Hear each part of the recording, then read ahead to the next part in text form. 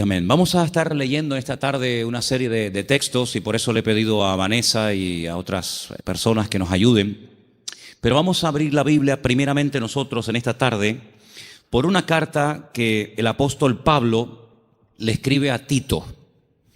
Sabéis que el apóstol Pablo tenía la costumbre de establecer la obra, abrir la iglesia, atenderla un tiempo y después poner al frente de esas obras a obreros que habían trabajado con él, que habían aprendido bajo su ministerio.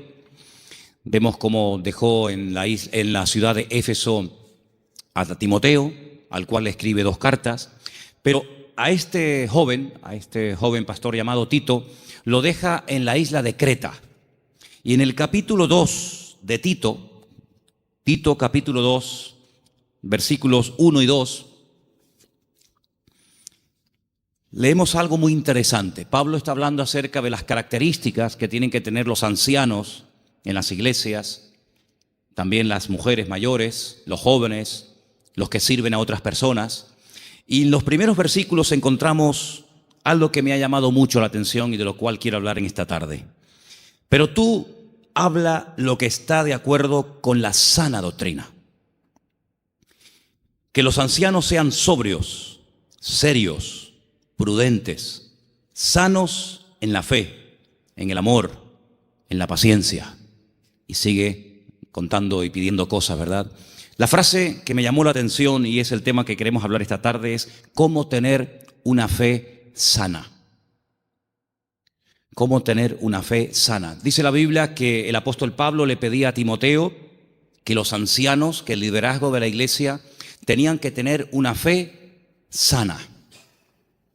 Indagando por distintos textos del Nuevo Testamento, veo que a veces se menciona la fe, pero no siempre desde un punto de vista positivo. Hay como muchos tipos de fe, incluso también muchos niveles de fe. Y el apóstol Pablo y el Señor a través de sus palabras nos dice que la fe del creyente tiene que ser sana. Hablaremos después cómo se puede tener una fe sana. Y también nos tenemos que preguntar si la fe que yo tengo está sana o está un poco enferma, ¿no? En Lucas 9:54 vamos a leer el primer texto donde podemos ver a unos discípulos del Señor que lógicamente tenían fe, pero una fe muy extraña. Yo la he llamado una fe distorsionada. Escuchemos Lucas 9:54. Viendo esto, sus discípulos Jacobo y Juan dijeron: Señor, ¿quieres que mandemos descienda fuego del cielo como hizo Elías y los consuma? Unos discípulos del Señor le están proponiendo al Señor: Señor, ¿quieres que oremos para que caiga fuego del cielo y destruya a esta gente que no ha querido recibirnos? Y dice, ¿pero qué estáis diciendo? El Señor no apoya esa petición. El Señor dice, ustedes no saben lo que están proponiendo, ustedes no saben de lo que están hablando. La fe no es para destruir a la gente, la fe es para edificar, para ayudar, para bendecir. Luego, esta gente tenía una fe distorsionada completamente.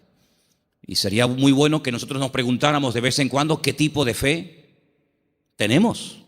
Porque vemos que estos discípulos tienen una fe muy grande, incluso hasta para proponerle al Señor orar para que caiga fuego del cielo, como hacía el profeta Elías en varias ocasiones durante su ministerio, pero que no es ni el momento, ni el lugar, ni muchísimo menos la voluntad de Dios que se esté utilizando la fe para semejante barbaridad. Luego aquí vemos, sí, fe, pero una fe distorsionada.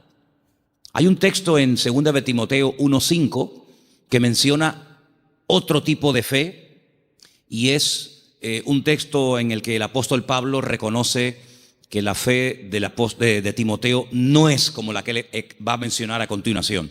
2 de Timoteo 1:5. Trayendo a la memoria la fe no fingida que hay en ti, la cual habitó primero en tu abuela Loida y en tu madre Eunice, y estoy seguro que en ti también. Analizando este texto, encontré que hay más de 43 traducciones diferentes de este término griego que se ha traducido en la versión Reina Valera como fe no fingida. Pero hay otras Biblias que en vez de poner fe no fingida, dicen fe verdadera, sincera, fe sin mezclas, fe sin hipocresía, fe nacida del corazón, fe sin disimulo, sin engaño. Incluso hay una versión alemana que dice fe sin máscara. Es un término que se emplea en 6 ocasiones diferentes en el Nuevo Testamento, y hay un versículo en Romanos que dice que el amor tiene que ser sin fingimiento. Exactamente igual que la palabra que emplea Pablo a la hora de referirse a la fe. Entonces hay una fe fingida. Parece que tiene, pero a la hora de la verdad eso no se puede considerar una fe auténtica.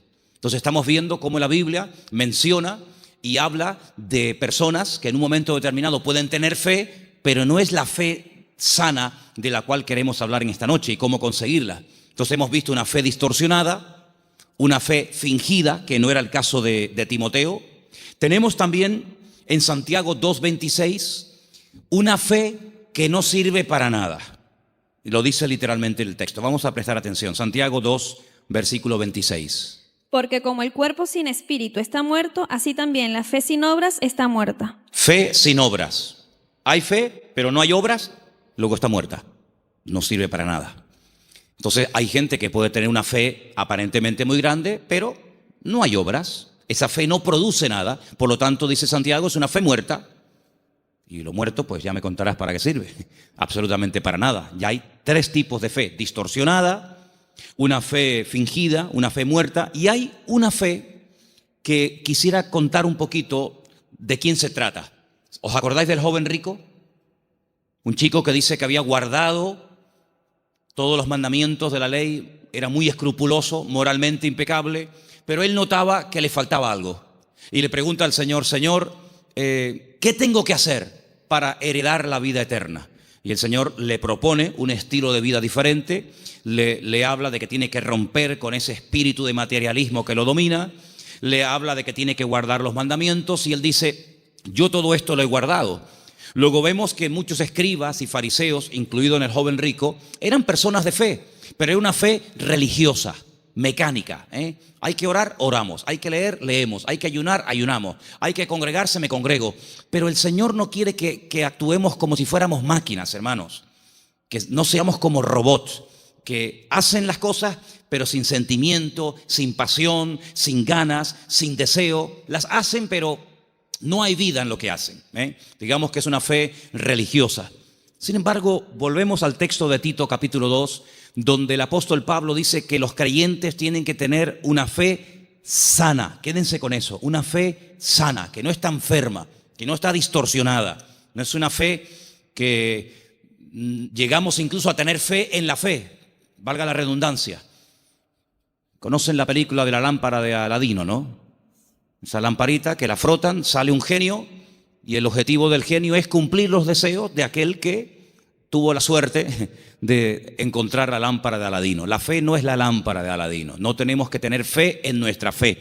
Dice el Señor: tened fe en Dios. ¿Cuántos dicen amén? Antes de ver las características y cómo se puede tener una fe sana, quiero llevarles a Mateo capítulo 8, donde vais a ver cómo el Señor sabe perfectamente qué nivel y qué calidad de fe tenemos. En Mateo capítulo 8, a partir del versículo 5, se relata la historia de una visita de Jesús a un pueblo llamado Cafarnaún, que significa el pueblo de Naún.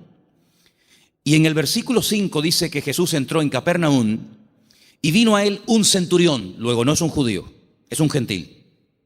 Y este centurión, que era una especie de capitán, viene rogándole y le dice: Señor, mi criado está postrado en cama, paralítico, gravemente atormentado. No es un hombre insensible, no es un hombre arrogante como la mayoría de los romanos de la época. Es un hombre que viene pidiendo ayuda, y viene pidiendo ayuda a un judío. Luego aquí hay un acto de humildad muy grande. Y le dijo el Señor: yo iré y le sanaré. Versículo 8. Respondiendo el centurión le dijo: Señor, no soy digno de que entre bajo mi techo. Solamente di solamente la palabra y mi criado sanará. Esto es tremendo. Porque también yo soy hombre bajo autoridad y tengo bajo mis órdenes soldados. Y le digo a este: ve, y va. Y le digo a otro: ven, y viene. Y a mi siervo: haz esto, y lo hace. Al oírlo Jesús se maravilló y dijo a los que le seguían: de cierto os digo que ni aún en Israel he hallado tanta fe. No he encontrado a nadie en el país que tenga tanta fe como este hombre. ¿Qué fue lo que le llamó la atención al Señor Jesucristo de este hombre? Primero, la humildad con la que vino a pedir. No vino exigiendo. No vino, oye, que soy un centurión romano y me tienes que obedecer. Sino vino con humildad. Vino, dice que rogándole. Y no vino pidiendo algo para él, sino para otra persona. Luego aquí hay una compasión.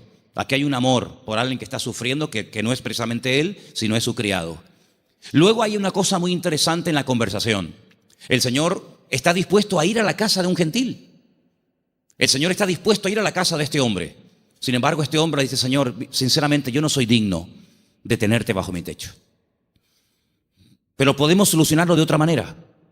Di solamente la palabra, da solamente la orden de que mi criado sea, y no hace falta ni que te desplaces, no hace falta ni que vengas. Fíjate que el hombre le pone un ejemplo al Señor. Le dice: mira, yo soy un hombre de autoridad. Yo le digo a un soldado que venga y viene, lo digo a otro que vaya o haga esto y lo hace. Por lo tanto, lo que este hombre está diciendo es: yo reconozco tu autoridad. Yo reconozco que cuando tú ordenas algo en el mundo espiritual, se cumple. Por lo tanto, como hago yo en lo natural, hazlo tú en lo espiritual. Da la orden y automáticamente mi criado sanará. Él unió el poder de la palabra, la autoridad de la palabra del Señor, con una fe bien puesta y bien depositada con humildad en el Señor. Y claro, automáticamente recibió la respuesta. Entonces el Señor dice que en todo Israel no había encontrado a nadie que tuviera tanta fe, una fe tan grande, tan firme, tan madura como la de este hombre. Luego, por la forma como habló, por la forma como pidió y se comportó, el Señor se dio cuenta de que este hombre no tenía una fe normal y corriente, sino era una fe, amigo, de categoría. Sin embargo, en el mismo Evangelio según San Mateo, un poquito más adelante, en el capítulo 14, ahora las cosas cambian. Porque en el capítulo 14, a partir del versículo 22, dice la palabra del Señor lo siguiente: Jesús enseguida hizo a sus discípulos entrar en la barca e ir delante de él a la otra tierra, a la otra ribera, entre tanto que él despedía a la multitud. Despedida la multitud, subió al monte a orar aparte, y cuando llegó la noche estaba allí solo. Y ya la barca estaba en medio del mar, azotada por las olas, porque el viento era contrario. Mas a la cuarta vigilia de la noche, como a las 3:30 de la madrugada, Jesús vino a ellos andando sobre el mar. Los discípulos, viéndole andar sobre el mar, se turbaron diciendo: un fantasma, y dieron voces de miedo. Pero enseguida Jesús les habló diciendo: tened ánimo, yo soy, no temáis. Entonces Pedro le respondió y le dijo: Señor, si tú eres, manda que yo vaya a ti sobre las aguas. Vamos a ver. Jesús le dijo: ven, simplemente eso, ven. Él, descendiendo de la barca, andaba sobre las aguas para ir a Jesús. Pero, ay amigo, los peros. Al ver el fuerte viento tuvo miedo y, comenzando a hundirse, dio voces diciendo: Señor, sálvame. Al momento Jesús, extendiendo la mano, asió de él y le dijo: hombre de poca fe. Poca fe. Capítulo 8 le dice al centurión: grande, grande es tu fe. Queda maravillado, queda impactado el Señor al ver el nivel de fe que tenía aquel hombre. Sin embargo, a este le dice: hombre de poca fe. Hay otro pasaje muy interesante en los evangelios, ustedes lo conocen perfectamente, donde Jesús está predicando en una casa. Dice la Biblia que fuera hay unos amigos de un paralítico que no pueden entrar. Conocen la historia, ¿verdad? Dice que se suben al techo, no se desaniman, no dicen: bueno, vengamos otro día, tal vez otro día ya no está. Nada los detiene, nada los frena. Descienden al paralítico entre ellos, y dice la Biblia literalmente: al ver Jesús la fe de ellos. No habla de la fe del paralítico. Al ver Jesús la fe de ellos, le dijo al paralítico, y todos conocemos el resto de la historia. Luego, tal vez nosotros no podemos ver la fe, ni siquiera la nuestra, pero el Señor sabe perfectamente qué nivel de fe tenemos. La fe que tenemos que tener no es una fe cualquiera. No es esa fe que creemos que es una especie de, como dije antes, de lámpara de Aladino o de llave maestra que todo lo puede y todo lo abre. No, no. Tiene que ser una fe sana, Pero ¿cómo se llega a tener esa fe sana? ¿Cuáles son las características de una fe sana verdaderamente en el Señor? Vamos a ver la primera característica que tiene que tener una fe sana. Primera de Pedro, capítulo 1, del 3 al 9. ¿Lo tienes, Vanessa? Vamos a prestar atención a Primera de Pedro 1, del 3 al 9.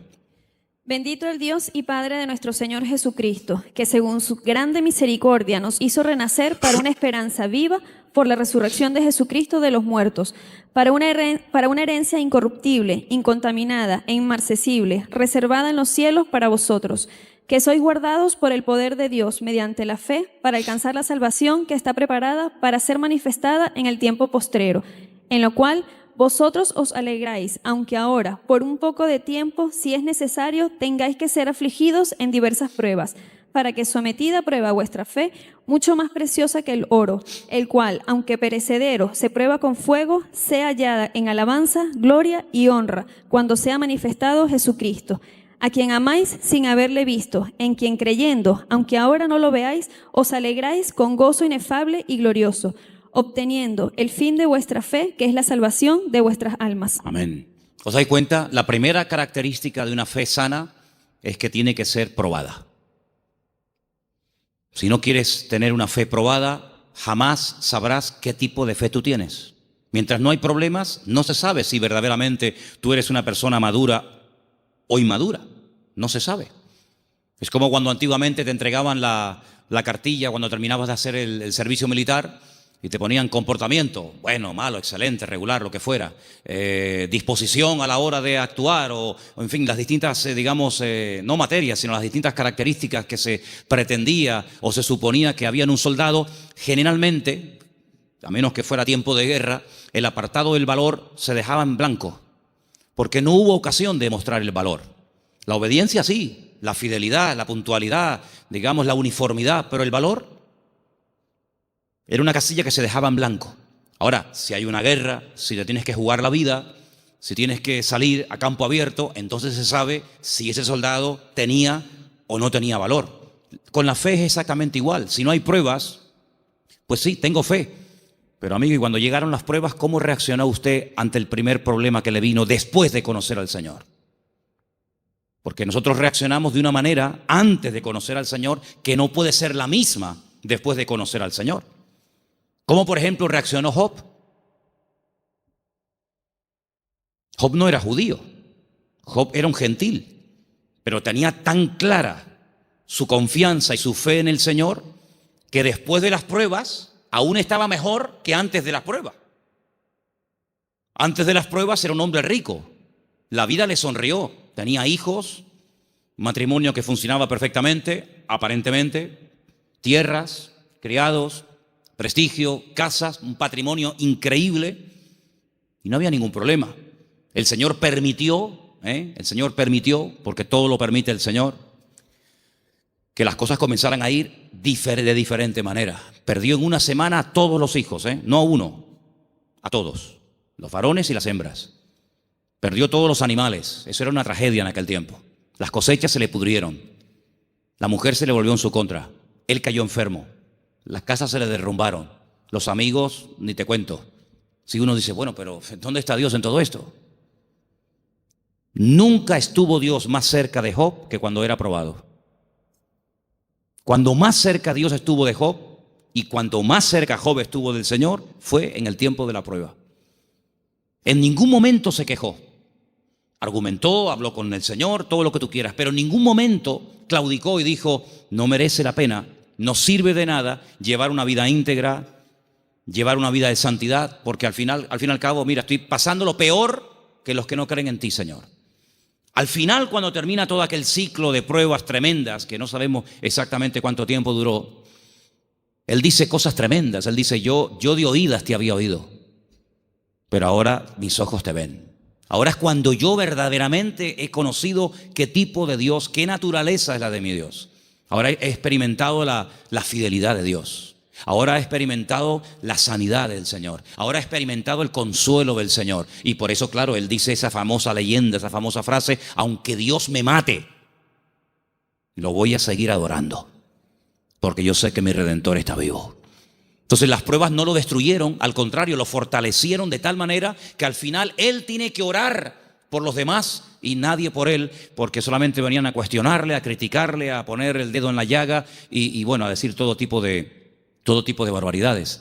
Por lo tanto, la fe sana, la fe verdadera, tarde o temprano, ha de ser probada. Y dice la Biblia que la actitud que tenemos que tener ante las pruebas es de gozo, no es encima. ¿Sí? Encima.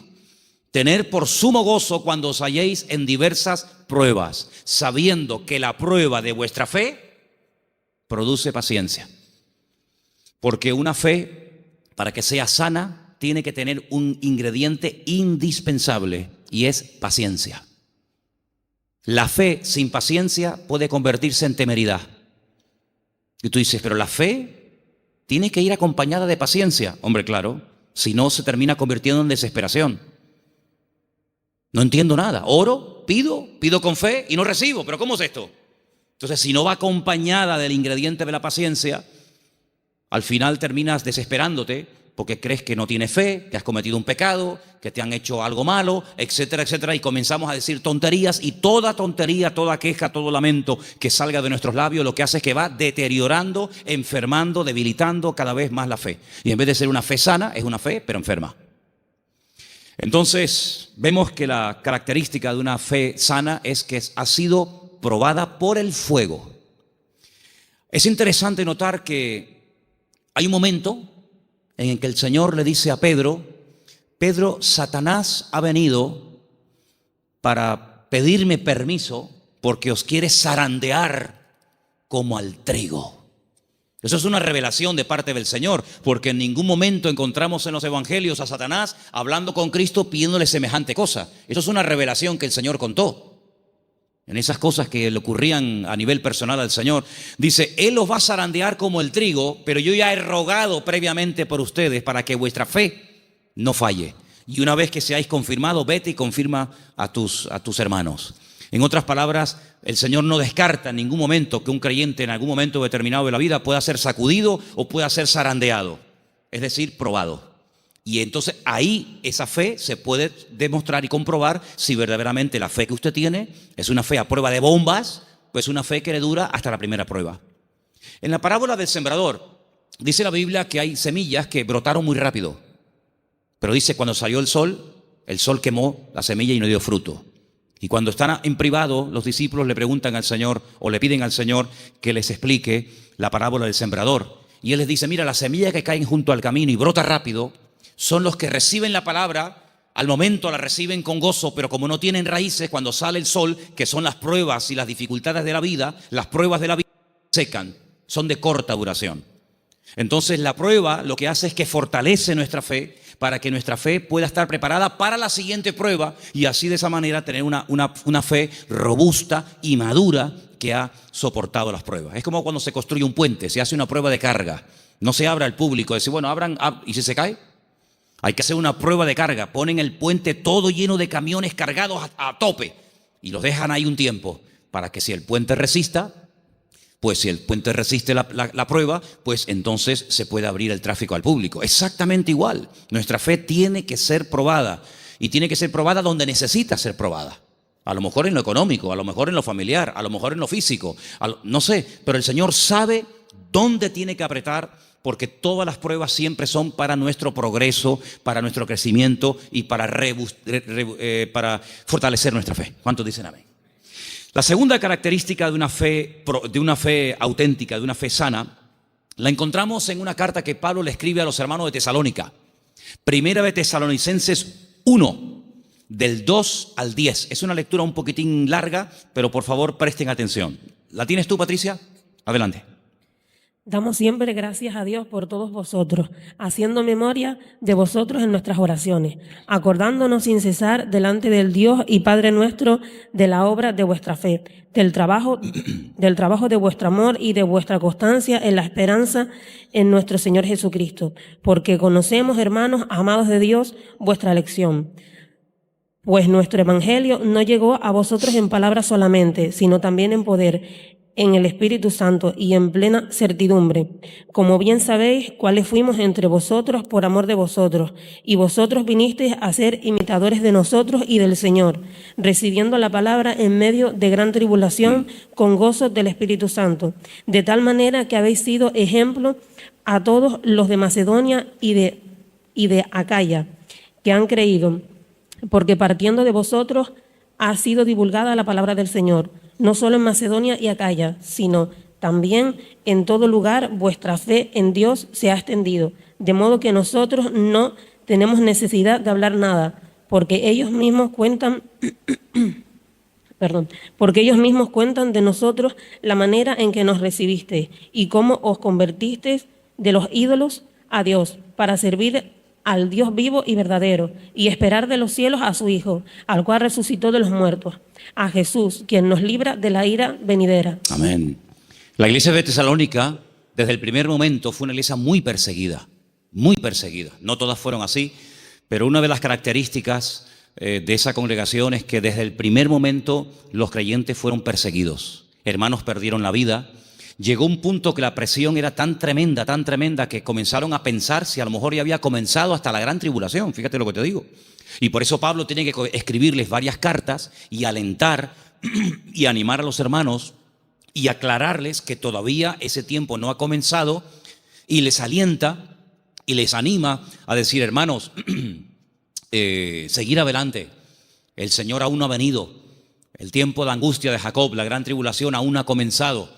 Y Pablo pone doctrina encima de la mesa para que ellos sepan que lo que está pasando no es todavía lo que está profetizado para los últimos tiempos, ¿verdad?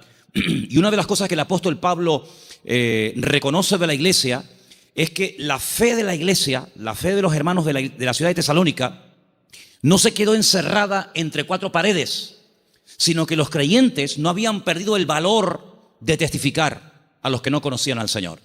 Ellos se habían convertido, como dice ahí, hemos leído, de los ídolos. Habían sido gente idólatra, politeísta, y habían dejado esa vida de desorden, de idolatría, para convertirse al Dios vivo y verdadero.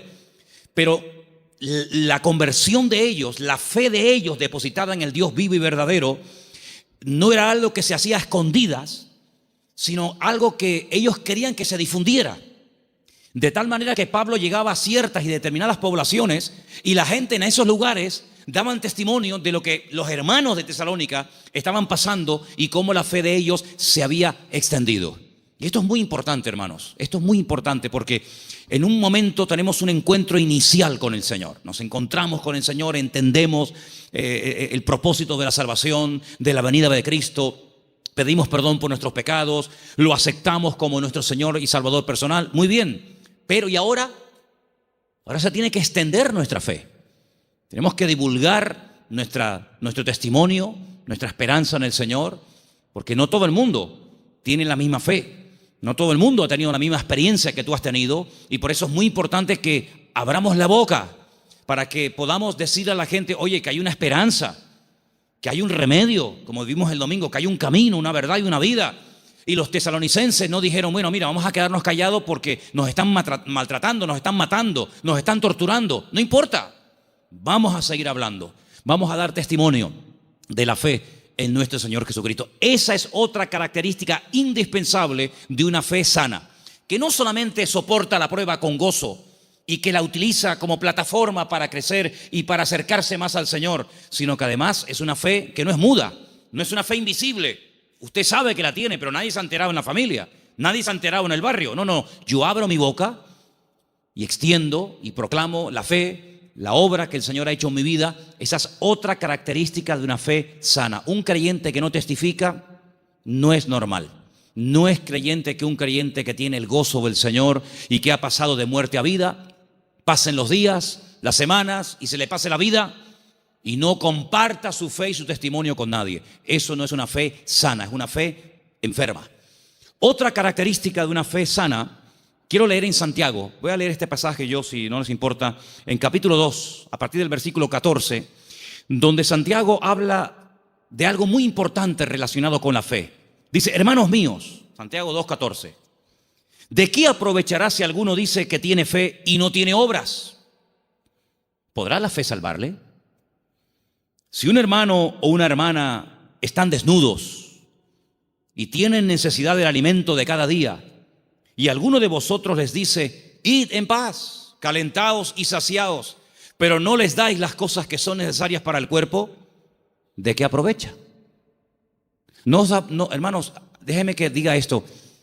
Decimos, bueno, pero ¿no es el Señor el que suple nuestras necesidades? Sí, pero muchas veces el Señor puede suplir nuestras necesidades a través de nuestros hermanos. A veces cuando veo a un señor mayor o a alguna persona en un parque, en una plaza, dándole de comer a los pajaritos o a las palomas, a mí siempre me viene a la cabeza el texto que dice, hombres de poca fe, mirad las aves del cielo que ni siembran ni hilan, ¿no las alimenta vuestro Padre Celestial? Y yo digo, fíjate, este hombre sin darse cuenta, o a lo mejor sí, no sé, está siendo el instrumento que hoy el Señor está utilizando. Él cree que le sobraban unas miguitas de pan duro y las trae al parque para entretenerse, pero él no se está dando cuenta de que ese montón de pájaros, el Señor los está alimentando a través del detalle de este hombre. Entonces puede ser que el Señor te puede utilizar a ti en un momento determinado y a través de tu vida, cubrir la necesidad, suplir la necesidad de algún hermano. Entonces dice, así también la fe, si no tiene obras, es muerta en sí misma. Una de las fe que comentamos antes. Versículo 18. Pero alguno dirá, tú tienes fe, yo tengo obras, muéstrame tu fe sin tus obras y yo te mostraré mi fe por las obras. Tú crees que Dios es uno y bien, haces bien, también los demonios creen y tiemblan. Mas ¿quieres saber esto, hombre vano, que la fe sin obras es muerta? ¿No fue justificado por las obras nuestro padre Abraham cuando ofreció su hijo Isaac sobre el altar? ¿No ves que la fe actuó juntamente con sus obras y que la fe se perfeccionó por las obras? Y se cumplió la escritura que dice, Abraham creyó a Dios y le fue contado por justicia y fue llamado amigo de Dios. Vosotros veis pues que el hombre es justificado por las obras y no solamente por la fe. Asimismo también Rahab la ramera no fue justificada por las obras cuando recibió a los mensajeros y los envió por otro camino, porque como el cuerpo sin espíritu está muerto, así también la fe sin obras está muerta. Luego, una característica de una fe sana, que es lo que nos interesa y estamos hablando esta noche, es que es una fe que produce, una fe que hace obras. No es una fe teórica. No, yo creo pero no hago nada. No, es una fe que hace obras. ¿Cómo se sabía que Abraham tenía fe en el Señor? Bueno, pues yo estaba justamente leyendo hoy ese pasaje y dice la Biblia que este hombre viaja desde el sur de Israel, desde una ciudad llamada Beersheba, recorre todo el desierto del Negev, llega hasta el monte Moria, allí en Jerusalén, y antes de llegar deja a unos criados y le dice, bueno, guárdenme aquí el asno, el burrito, que dice, iremos, adoraremos y volveremos. Y a veces seguimos leyendo el pasaje y nos olvidamos de decir, no, espérate un momento, mira lo que acaba de decir. Iremos, adoraremos y volveremos. Pero ¿cómo dice volveremos si Abraham sabe que tiene que subir al monte Moria y sacrificar, es decir, matar a su hijo Isaac? Dirás en todo caso, volveré. La Biblia dice que Abraham tenía tanta fe en el Señor que creía que si mataba a su hijo Isaac, el Señor se lo podía resucitar y volverlo a tener con él. Y en cierto sentido, eso fue lo que pasó. No lo mató, sabemos el resto de la historia, pero él en su corazón lo había sacrificado antes de subir al monte Moria. ¿Se da cuenta? Pero la fe de Abraham no quedaba simplemente en un acto de obediencia, sino que iba mucho más allá. Bueno, yo lo mato, yo lo sacrifico porque al fin y al cabo es lo que Dios, mi Señor, me ha pedido, pero creo que Él me lo puede dar de entre los muertos. Y es que nunca nadie había resucitado, hermanos. Él no puede decir, no, es que ya resucitó fulanito de tal. No había resucitado nadie. ¿Cómo sabía Abraham que el Señor podía resucitar muertos? Porque Abraham conocía a Dios. Y la fe auténtica, la fe sana, no es una fe ciega, no es una fe irracional, es una fe basada en hechos, en realidades. ¿Y qué mejor realidad que conocer a Dios y conocer su palabra? Yo dije en una ocasión que hubo un momento en nuestra vida en los que creímos en un Dios que prácticamente no conocíamos. Cuando nosotros la primera vez aceptamos al Señor, ¿Qué sabíamos del Señor? Pues muy poca cosa. No conocemos hoy nosotros al Señor mejor que hace años atrás cuando lo conocimos o lo recibimos en nuestro corazón, ¿sí o no? Por supuesto que sí. En aquel momento fue un acto de fe. Yo necesité fe, créanme, yo particularmente, yo no sé usted, pero yo necesité mucha fe porque yo no creía en Dios. No creía en Dios, sencillamente. Para mí no existía. Y yo necesité que Dios me diera fe para poder creer en Él. Pero créanme, hermanos, y lo digo con toda sinceridad, yo hoy en día no necesito fe para creer en Dios. Yo es que sé que Dios existe. La fe se necesita para creer en lo que usted tal vez no ve o no ha recibido y tiene fe de poder recibirlo. Pero yo no necesito fe para creer en mi Padre. Yo no necesito hoy por hoy fe para creer si este libro es o no es la palabra de Dios. Es que yo sé que es la palabra de Dios. Por lo tanto, la fe tiene que ir en aumento, tiene que ir creciendo, tiene que ir madurando. Y por eso, amados hermanos, hay momentos en los que en la vida de ciertos y determinados personajes los milagros tenían que verse muy asiduamente, un poco como para sacudirlos y para provocar la fe en ellos. Pero hay un momento en nuestra vida en los que prácticamente ya no necesitamos tantos milagros cada día, porque el hecho de que el Señor sea mi Señor, ya para mí eso es más que suficiente y sé que todo lo demás vendrá por añadidura. ¿Cuántos dicen amén? Hay gente que continuamente le pone pruebas al Señor. Señor, ¿será tu voluntad esto? Señor, ¿será tu voluntad lo otro? Señor, voy por aquí, Señor, voy por allá. Bueno, pues si constantemente le tienes que estar poniendo pruebas a tu Dios, es porque no lo conoces mucho. Porque si tú sabes que a tu marido no le gustan las lentejas, no sé si hay algún marido, perdón si alguien se sienta aludido, pero si tú sabes que a tu marido no le gustan las lentejas, no dices, se las voy a poner a ver si le gustan o no le gustan. Ya te ha dicho de todas las formas que no le pongas lentejas que no le gustan. Por lo tanto, como ya lo sé, no se las pongo. Pero yo sé que lo que le gusta es el potaje de berros. Entonces, en la medida en la que tú conoces a tu marido, a tu esposa o a tu hijo, a quien sea, tú te comportas de una forma diferente con él o con ella, ¿sí o no? En la medida en que tú conoces a Dios, yo no tengo que decirle a Dios, Señor, ¿se puede hacer esto o no se puede hacer? Voy a poner un papelito con un sí y con un no. Soplo y el que se quede en la mesa, no hace falta jugar a eso, porque yo ya conozco a mi Dios y yo sé lo que le gusta y lo que no le gusta. Leía en el día de ayer algo tremendamente interesante. Dice Pablo, es que la ley no fue dada para el justo. La ley fue dada para el homicida. La ley fue dada para el que no conocía a Dios y tienes que decirle todo, le tienes que contar todo. Pero José nunca leyó la Biblia. Y José era capaz de decir, eso no lo puedo hacer, porque si yo hago eso, yo peco contra mi Dios. ¿Os acordáis? Cuando es tentado con la mujer de Potifar, él podía haber dicho, bueno, ¿dónde está escrito que esto es pecado? No estaba escrito por ninguna parte, pero es que él conocía a Dios. Y cuando una persona conoce a Dios, aunque no tenga mucho conocimiento de la Biblia, conoce más del Dios de la Biblia que de la Biblia del Señor y sabe perfectamente discernir y dice, esto no es de Dios, esto no es del Señor. Porque el que conoce al Señor, dice la Biblia, hay un texto muy bonito que dice, el pueblo que conoce a su Dios se esforzará. Y nosotros, amados, queridos hermanos, no dejamos de pecar por miedo al castigo, sino no pecamos por temor a Dios, por respeto al Señor, que es muy diferente. Amén. Otra característica de una fe madura, tal vez le puede sorprender esta frase, es que no tiene miedo a las aventuras. En Génesis capítulo 12, quiero que vean este pasaje conmigo. Génesis capítulo 12, versículo 1.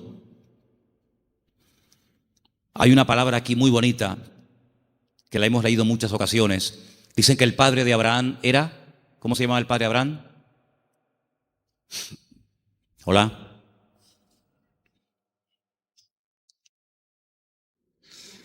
El padre de Abraham se llamaba Taré. Y cuenta la leyenda que el padre de Abraham, Taré, podía ser una persona muy importante en el ejército de Nimrod. ¿Y quién era Nimrod? Uno de los peores personajes de la historia. Terrible.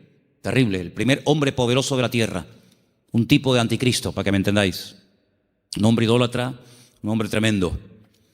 Y hay muchas leyendas y muchas historias, no solamente en el pueblo de Israel, sino en el mundo árabe y en otras culturas que hablan mucho de Abraham, porque Abraham es el personaje que le cae bien a todo el mundo. Le cae bien a los árabes, le cae bien a los cristianos, le cae bien a los judíos. Es un personaje que todo el mundo lo quiere. Es el padre de todos. Y hay una leyenda que dicen que un día el padre de Abraham, que era vendedor también de ídolos, se fue y dejó a Abraham al cargo de su tienda de imágenes. Y Abraham rompió todos los ídolos de su padre menos uno. Y cuando el padre viene, le pregunta al hijo: hijo, ¿pero qué has hecho? Me has roto todos los ídolos, todas las imágenes.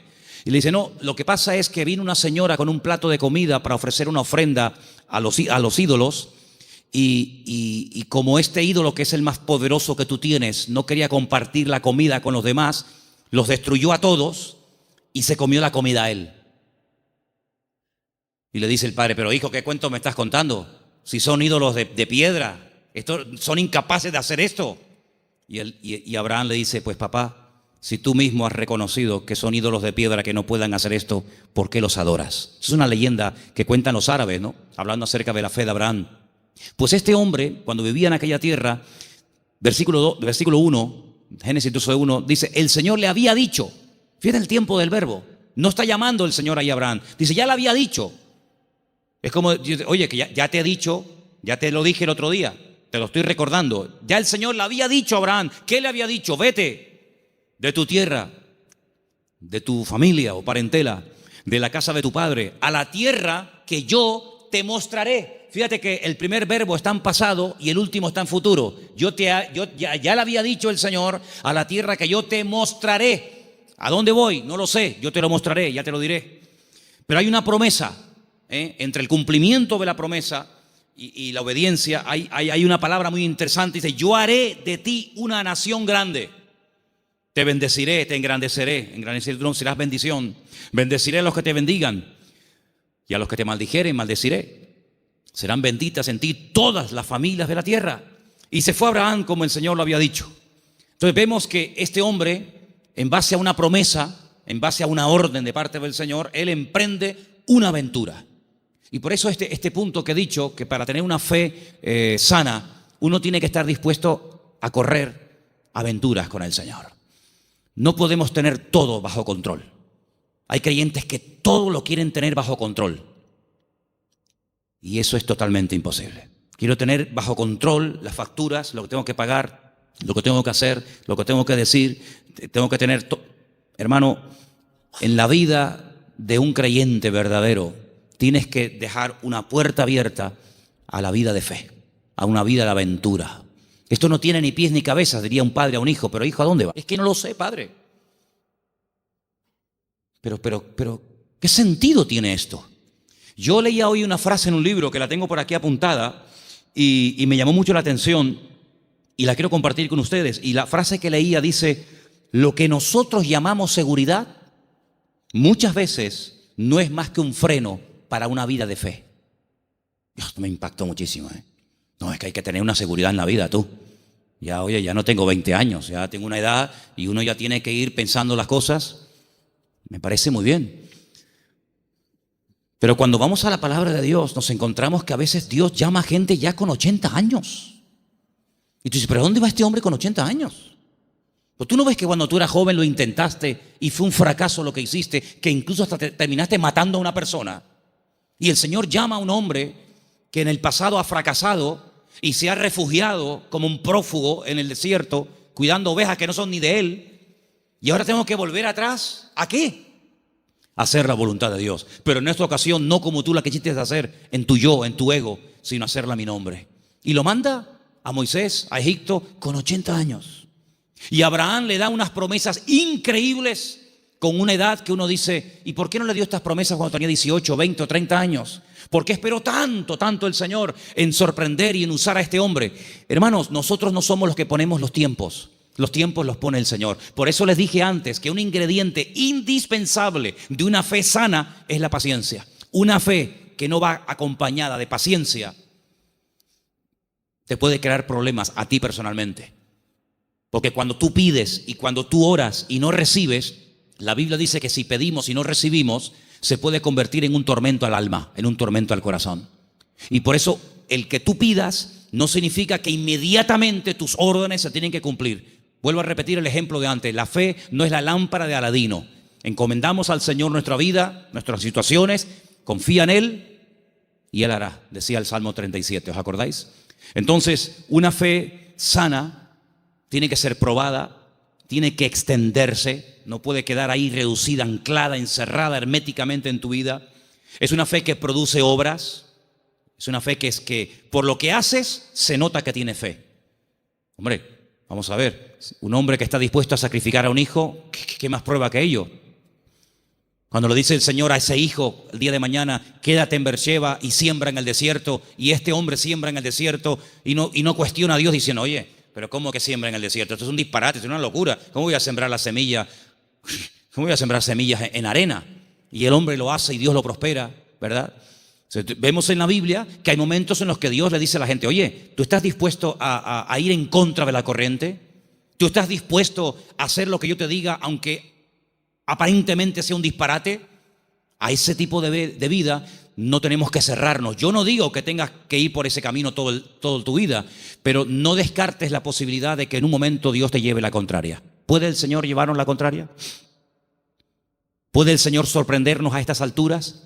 Quiero decirles algo que llevo tiempo queriendo decirlo y siempre se me olvida. Siempre se me olvida. Cuando llego a casa digo, pero si yo vine de Galicia y quería decirles esto y todavía no se lo he dicho.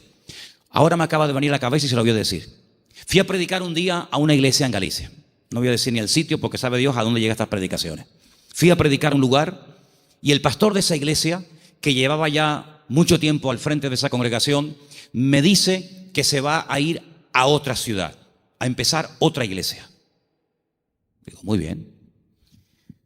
Y él sigue hablando y me dice, es que esta iglesia en la que yo ya he estado años, yo creo que ya ha dado todo lo que tenía que dar. Hemos hecho evangelismo, hemos hecho retiros, hemos hecho campamentos, hemos hecho vigilias y yo creo que esta iglesia ya ha dado todo lo que tenía que dar y voy a comenzar en otra parte. Y cuando yo llegué a casa y comencé a pensar en lo que este hermano me había dicho, es un buen hombre, es un buen pastor, no estoy hablando de un pseudo pastor, estoy hablando de un hombre de Dios. Pues yo dije, Señor, es interesante en la vida porque en la vida tiene que saber uno hasta dónde tiene que llegar. La Biblia nos enseña que el sueño de Moisés era entrar a la tierra prometida. El Señor dijo, no, hasta aquí llegaste, amigo. Pero no voy a cruzar el Jordán, no, es que soy Moisés, me da igual. Yo si quieres te enseño la tierra, pero aquí se acaba tu vida, amigo. A partir de ahora le pasas el relevo a Josué. Y vemos que Moisés no entró en la tierra prometida. Y tan grave fue lo que hizo, aparentemente delante del Señor fue gravísimo, para no dejarlo entrar, tú imagínate, ¿verdad? Vemos, por ejemplo, a David. ¿Cuál era el sueño de David? El sueño de David era levantar un templo a Dios. Ese era el sueño de David. ¿Se lo había pedido el Señor? No. De hecho, el Señor le dice a través del profeta Natán, le dice, ¿dónde me vais a meter a mí? Si el cielo es mi trono y la tierra es el estrado de mis pies, ¿qué casa me vais a construir a mí? Pero si quieres hacerla. Sin embargo, vemos que el Señor no le permitió, el que verdaderamente tenía ganas de levantar el templo, no lo pudo levantar. Su hijo fue el que lo levantó. Entonces, él entendió que su vida no era, o el sueño de su vida no se iba a cumplir, sino que era su hijo el que iba a levantar el templo. Luego, uno tiene que saber hasta dónde puede llegar. Porque, hermanos, seamos sinceros. Si analizamos, por ejemplo, la vida de José, un hombre de fe, un hombre obediente, vemos que sí, él había recibido una revelación cuando era jovencito de lo que sería su vida. Pero si aquellos sueños que él tuvo de pequeño no le ayudaba, en cierto sentido, el faraón a poder cumplirlos, pues se pudriría en la cárcel. Luego, otra persona tuvo que soñar para que sus sueños personales, la revelación de parte del Señor a él, se pudiera hacer realidad. Por lo tanto, es muy importante como congregación, como familia, como matrimonio, como hijo, como pastor, como creyente, saber hasta dónde tengo que llegar con el Señor. De hecho, para mí hay dos preposiciones que aparecen en la Biblia que tenemos que tenerlas presentes siempre en nuestra vida de fe. Desde, hasta. Son dos preposiciones importantísimas en la vida de un creyente que quiere tener una fe sana. Desde, hasta. ¿A qué me refiero? Josué capítulo 1 dice, la tierra te la he entregado. Nadie te podrá hacer frente en todos los días de tu vida. Desde, hasta esa es la tierra en la que te puedes mover. No te salgas de ese marco, no te salgas de ese terreno, porque no te la daré. De hecho, ha habido momentos en la historia en los que Israel ha conquistado terreno que tiempo más tarde ha tenido que devolver, porque no entraba dentro del desde hasta, ¿verdad? Cuando en una de las guerras conquistó la famosa península del Sinaí, la península del Sinaí no entraba dentro de las promesas del Señor y la tuvo que devolver, ¿verdad? Y sabemos que la península del Sinaí no pertenece a Israel. Por lo tanto, como creyentes tenemos que saber cuáles son nuestras limitaciones, qué tipo de fe tenemos y con ese tipo de fe trabajar y movernos en el Señor. Porque dice la Biblia que no a todos se nos ha dado la misma fe, ni los mismos dones, ni el mismo conocimiento, ni los mismos talentos. Por lo tanto, cada uno tiene que, dice, examinarse a sí mismo y decir, bueno, a mí el Señor no me ha llamado a predicar, pero así a mí el Señor sí me ha llamado a servir o a colaborar. Tal vez el Señor a mí no me ha llamado al ministerio musical, pero me ha llamado o me ha capacitado o me estoy preparando para el ministerio de enseñanza o para el ministerio, digamos, para otras culturas. Cada uno de nosotros tiene que examinar su fe y ver a sí mismo qué estás haciendo con el nivel de fe que tú tienes. Hay una característica que yo quisiera que leamos algunos versículos. No sé si lo tienen ustedes ahí, Patricia. Hebreos 11, ¿sí? Del 8 al 10. Porque antes dije algo que quiero que te lleves esta tarde grabado en tu corazón. Incluye la paciencia en tus oraciones. Incluye la paciencia en tu fe. Si no incluyes la fe, la paciencia en la fe que tienes, lo puedes pasar mal. Porque va a haber un momento en el que te vas a pelear con Dios. Te puedes desanimar porque dices, Señor, estoy orando con fe. Estoy orando conforme a tu voluntad y no veo resultados. Pero es que la fe tiene que ir acompañada de la paciencia. Vamos a leer dos textos y con ellos terminamos. Hebreos 11, del 8 al 10, por favor. Por la fe, Abraham, siendo llamado, obedeció para salir al lugar que había de recibir como herencia, y salió sin saber a dónde iba.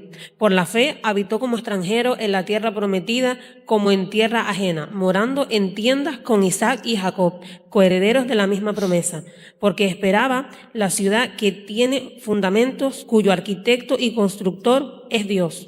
Esperaba en esa búsqueda, esperaba la ciudad cuyo arquitecto y fundador es Dios. Ahí el verbo está en un imperfecto progresivo. Es decir, espero, pero no de brazos cruzados, a ver qué pasa. No, espero y me muevo en esa espera. ¿Me explico? Me muevo en fe. Aún no he recibido lo prometido. ¿Estará aquí la ciudad cuyo arquitecto y fundador es Dios? ¿Está aquí? ¿No? Vámonos para allá. Y se iba a otro lugar, acampaba. Yo lo que busco es la ciudad que ha construido mi Dios. Una ciudad firme, estable. Vivo en tiendas de campaña, pero no importa, yo estoy buscando una ciudad que tiene fundamentos. Pasaba un tiempo, aquí no es. Bueno, dice la Biblia, y esto es un misterio tremendo, que dice que la llegó a ver. La llegó a ver y la saludó, como diciendo, algún día yo estaré allí. Yo les dije una vez que a mí me llamó muchísimo la atención, porque esto es algo que dice el Nuevo Testamento. Eso no lo dice el Antiguo Testamento. La Biblia no dice en el Antiguo Testamento en ninguna parte que Abraham buscaba la ciudad cuyo arquitecto y fundador es Dios. Eso no lo dice en ninguna parte. Eso lo dice el Nuevo Testamento en la carta a los Hebreos. Luego hay una transmisión oral, cosas que se contaban de padres a hijos, de generación en generación, que no están escritas en la Biblia, pero que llegaron hasta los tiempos del Señor Jesucristo, y el que escribió la carta a los Hebreos, que puede ser Pablo, Apolo, Lucas o quien fuera, él, inspirado por el Espíritu Santo, dice en la carta, si fuera mentira, Dios no le hubiera permitido que lo escribiera, que Abraham lo que en el fondo buscaba no era agua en el desierto. Lo que él buscaba era una ciudad cuyo arquitecto y fundador es Dios. Y tú dices, ¿qué ciudad es esa? ¿Qué ciudad es? Una ciudad que ha hecho Dios. Bueno, yo solamente conozco una. ¿Cuál es? Pues la Nueva Jerusalén, ¿sí o no? No hay otra. Bueno, pues cuando hemos ido muchas veces a Israel, en el famoso Museo del Templo, pues resulta que al principio ustedes saben que hay unas habitaciones que te van explicando la historia de la Biblia con unos cuadros gigantes, unos cuadros enormes. No dejan sacar fotografías, no dejan hacer películas, pero bueno, yo lo tengo aquí grabado en mi cabeza. Y hay un cuadro enorme que yo me quedé mirando, digo, esto es increíble, Se ve Son allá, claro, Isaac no era un niñito de 4, Isaac tenía entre 35 y 40 años cuando va al monte Moria con su padre. Algunas veces la gente se imagina que ven mi niño, ven bonito, ven, ponte aquí. No, Isaac era un hombre ya hecho y derecho. Y lo pone sobre el altar y se ve el altar de piedras con Isaac amarrado de pies y de manos. En el fondo se ve unas zarzas con un carnero allí enroscado. Se ve a Abraham con el puñal en alto, pero él está mirando al cielo y es a lo que voy. Y se ve en el cielo el templo de Jerusalén, todo como si fuera de oro, se ve el templo y Abraham mirando el templo de Jerusalén. Por eso los judíos dicen que lo que Abraham vio en el monte Moriah fue el futuro templo de Jerusalén, y ese es el monte donde se construyó el templo de Jerusalén. Y yo cuando miraba aquello digo, pero si los judíos no leen el Nuevo Testamento, si los judíos tienen prohibido leer el Nuevo Testamento, ¿cómo saben ellos que Abraham allí en aquel sitio, según la versión judía, él vio el templo de Jerusalén? Y yo en el Nuevo Testamento veo que Abraham lo que vio fue la nueva Jerusalén. Bueno, algo se tuvo que transmitir a lo largo de la historia, de boca en boca, ¿verdad? De generación en generación, que llegó hasta los tiempos de la carta de los Hebreos, donde vemos que Abraham vio algo y dice que la vio. Entonces, amados hermanos, el nivel de fe de Abraham era algo tan espectacular que ¿cómo va a tener el temor de sacrificar a un hijo cuando sabe que Dios se lo puede resucitar? ¿Cómo va a tener el temor de dejar la herencia de su padre y quedar totalmente desheredado a la hora de salir del hogar cuando él sabe perfectamente lo que Dios le está prometiendo? La fe no tiene lugar a la duda. La fe es certeza, la fe es convicción. Ahora, si yo tengo un buen trabajo, pongamos un ejemplo sencillo de entender. Si yo tengo un buen trabajo, gano bien, estoy contratado fijo, tengo mis pagas, ya tengo una antigüedad, etcétera, etcétera, me va bien, me encuentro a gusto, y de repente me ofrecen otro trabajo, una de dos. O el que me ofrecen tiene que ser 1000 veces mejor que el que tengo, o no tiene ningún sentido que yo deje este buen trabajo por un trabajo que en el fondo no sé si me van a pagar, si no me van a pagar, si tienen solvencia, si no tienen solvencia, si estos van serios, si estos van broma. ¿Tú sabes lo que significó dejar todo? Papá, que me voy. ¿Pero te vas a dónde? No sé. ¿Y por qué? Es que Dios me llamó. ¿Pero qué Dios te llamó? Era una aventura, era un disparate. Pero un disparate para el hombre que tiene una fe enferma. Un disparate para el hombre que se pone encima de una mesa y empieza a sacar cálculos y saca la calculadora y dice, esto es un disparate, esto no va a funcionar bien, esto no tiene ni pies ni cabeza. Para el hombre natural, dice la Biblia, que las cosas de Dios son un disparate, son locura. Pero para el hombre que tiene el Espíritu de Dios, dice que la fe te permite, hay distintos niveles, ¿verdad? Hay un momento en el que la fe, si crece, si madura, si se extiende, una fe probada, etcétera, te permite ver por la fe y llamar las cosas que no son como si ya fuesen. Tú imagínate que yo mañana llego aquí y les digo, hermano, a partir de ahora me llamo Daniel, ya no me llamo Manolo. Sería un choque, ¿no? Sería un impacto. Bueno, pues eso fue lo que tuvo que hacer Abraham. Convencer a su mujer de que ahora Dios le cambió el nombre, convencer a sus 300 criados, y encima el nombre que Dios le ha puesto es un nombre que tiene que ver con algo que no es real. Si le hubiera puesto un nombre que significaba anciano, pues oye, te pega como anillo al dedo porque eres un viejito. O si te hubiera puesto un nombre que no sé, pero es que le puso un nombre que significaba padre de multitudes. Y claro, más de uno habrá dicho, pero bueno, es que este hombre este hombre va de mal en peor. Se pone un nombre que no tiene nada que ver con la realidad, pero es que la fe te permite estar por encima de lo que llamamos realidad. Porque yo pregunto, ¿la realidad cuál es? ¿La que vivimos o la que Dios quiere que vivamos? Porque la Biblia dice que la vida es sombra, y la sombra no es la realidad. La sombra proyecta una realidad. Y la Biblia dice que vivimos en un mundo que es de sombra. Sin embargo, cuando conocemos a Dios, nos damos cuenta que la sombra de Dios, para que nos entendamos, se proyecta muchas veces en lo que nosotros llamamos realidad, pero que realmente la realidad no es lo que vemos, sino lo que no vemos. Porque dice la Biblia que las cosas que vemos son temporales, pero las que no vemos son eternas. Y la Biblia dice, hay una promesa, que el justo por la fe vivirá. Pero en el texto original hebreo no aparece el verbo vivir, sino aparece el verbo ser. El texto dice, el justo por la fe existirá. Porque una cosa es vivir y otra cosa es existir. La existencia la da el Señor. Y cuando nosotros conocemos a Dios, comenzamos a descubrir que la vida que muchas veces nosotros llamamos seguridad no es más que un freno y un impedimento para ver la grandeza y descubrir el poder de nuestro Dios. Por eso quiero terminar recordando las 5 características de una fe sana. Preguntémonos si las tenemos. La fe sana tiene que ser tarde o temprano probada. Una prueba que no duele no es prueba. Una prueba que no afecta en algún momento determinado tu estado de ánimo, pues no es prueba ni a nada. Dije hace tiempo que una característica de que estás siendo probado es que no entiendes nada. Si entiendes, no te estás probando el Señor. Si lo entiendes, no es una prueba. Una característica de que estoy siendo probado es que no entiendo lo que me está pasando. Eso es una prueba. La segunda característica es que es una fe que se extiende. No es una fe hermética encerrada en sí misma. Es una fe que actúa, que hace obras. Y por la forma como actúa, te das cuenta de que detrás de esa actuación hay una fe. Hay una frase que leí esta semana, que también la tengo apuntada aquí, que dice: todo esfuerzo realizado siempre obtiene resultados. Es buenísima, no me digan, ¿eh?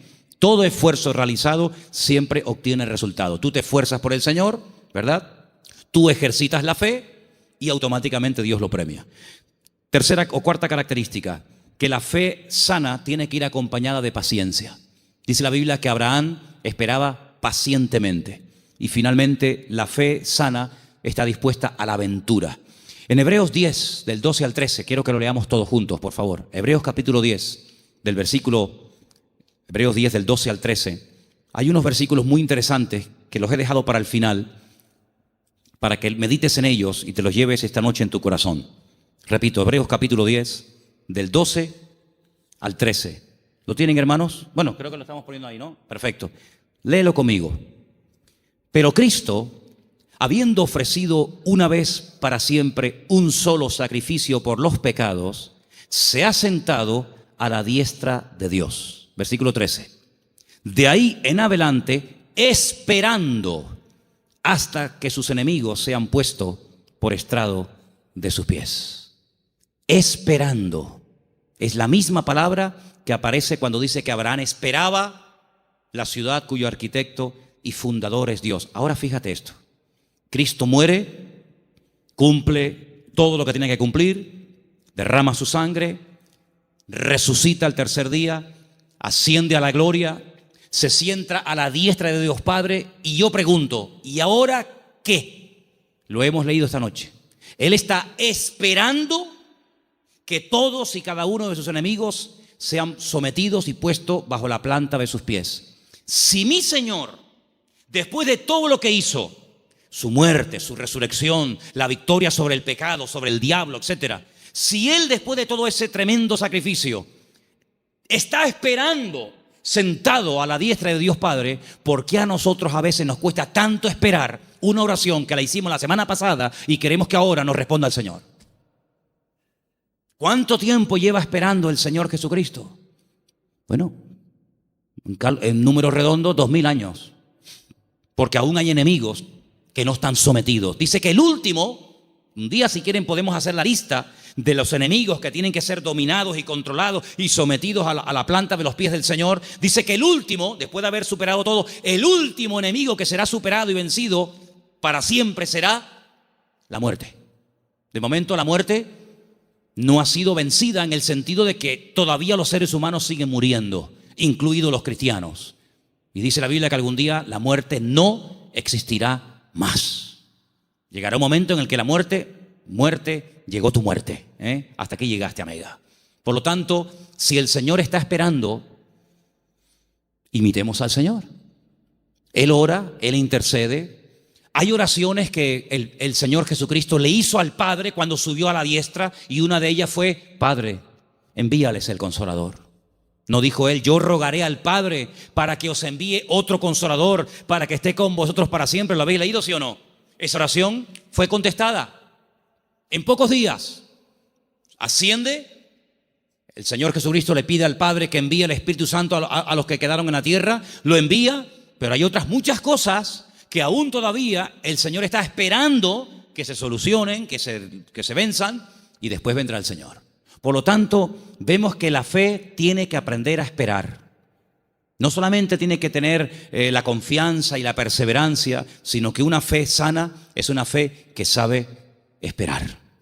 Pero no es una espera en vano, no es una espera inútil, es una espera que merece la pena, porque merece la pena esperar en el Señor. ¿Cuántos dicen amén? Cierra tus ojos en esta noche y pidámosle al Señor, si mi fe está distorsionada, si mi fe está muerta, si mi fe no produce, si mi fe está estancada, Señor, sáname la fe. Que mi fe no sea una fe enferma, sino una fe viva, una fe robusta, madura. En otras palabras, una fe sana, aleluya. Que sea una bendición para mi vida y para los que me rodean. Una fe contagiosa, una fe que trae ánimo, una fe que trae fortaleza al espíritu. Una fe que me ayuda a superar los traumas, los problemas, las tristezas, las amarguras, las pérdidas. Una fe que me ayuda a llamar las cosas que no son como si ya las estuviera teniendo ahora mismo y disfrutando de ellas. Llama las cosas que no son como si ya fuesen. Di, Señor, gracias porque la bendición ya la tengo conmigo. Gracias, Señor, porque el gozo, la paz, la sanidad, ese trabajo, ese hijo, esa situación la veo resuelta. Pero la fe tiene que aprender a esperar. Como tú estás esperando a la diestra del Padre, yo quiero esperar pacientemente, esperé en el Señor. Y te pedimos en esta noche, Señor, que esta fe, que es la meta de todos y cada uno de los creyentes, de tus hijos, sea una realidad en nuestra vida. Ayúdanos a trabajar esta fe que tú un día depositaste en nuestros corazones, que el mundo no la apague, que las circunstancias de la vida no la debiliten ni la enfermen, sino que la fe nos permita estar firmes, porque tu palabra dice que nuestra fe ha vencido al mundo. Aleluya.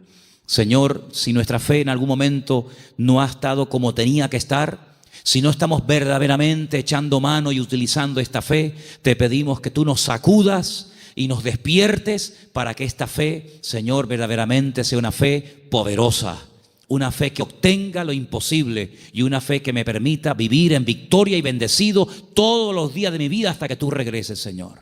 Gracias te doy, Señor, por este don, por este regalo maravilloso que tú has puesto en mi vida. Bendecimos y glorificamos tu nombre en esta noche, en el nombre bendito de Jesús. Amén.